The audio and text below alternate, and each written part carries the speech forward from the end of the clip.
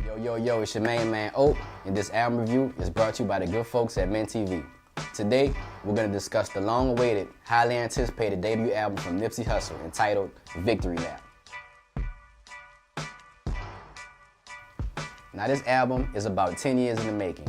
Originally, Nipsey was supposed to be the resurrector of the West Coast, and Kendrick Lamar kind of came out of nowhere and took the crown.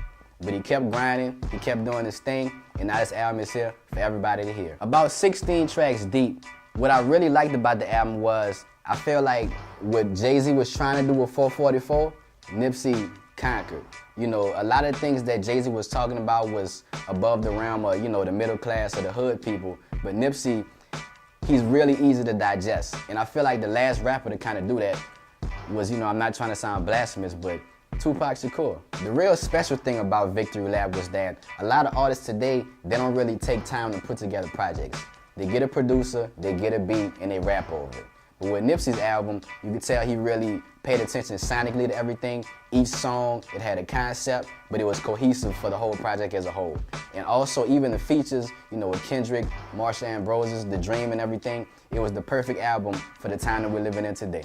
And also in this album, he had some treats for his core audience because Status Symbol, Keys to the City, and Blue Laces, he also had sequels and trilogies to those songs to give something for the people that followed him since he's been an artist. And the thing about what we call that West Coast sound, sometimes it's hard to sound good without being dated, and staying true to that West Coast feel.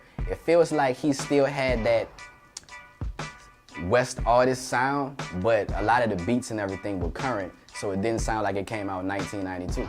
Now, Nipsey Hussle was very introspective on his album. Not only did he talk about his previous life as a Crip, but he also talked about cryptocurrency, building wealth as a young man, providing for your offspring, and Bitcoins. He did a perfect job of putting the medicine in the candy, like they say nowadays. And then going back to a previous statement, every beat on this album was perfect. It seemed like he went through 50 or 60 beats just to get the one. Features: Diddy, YG, T-Fly, Dom Kennedy, CeeLo, Marsha Ambrosius, The Dream, Stacey Barthe, and Buddy. He also stayed away from the common mistake that many young artists make today. A lot of artists, they get a whole bunch of producing, a whole bunch of features, and their album sounds like a compilation. Now, Nipsey did have a couple features on his album, but each feature was perfect for the song, and it just added to the cohesion of the entire album. Oh, standout tracks: Victory Lap, Dedication featuring Kendrick, Blue Laces 2, Million While You Young featuring The Dream, and Double Up.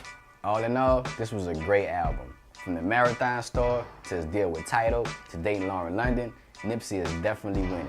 As of press time, Victory Lap is the album of the year.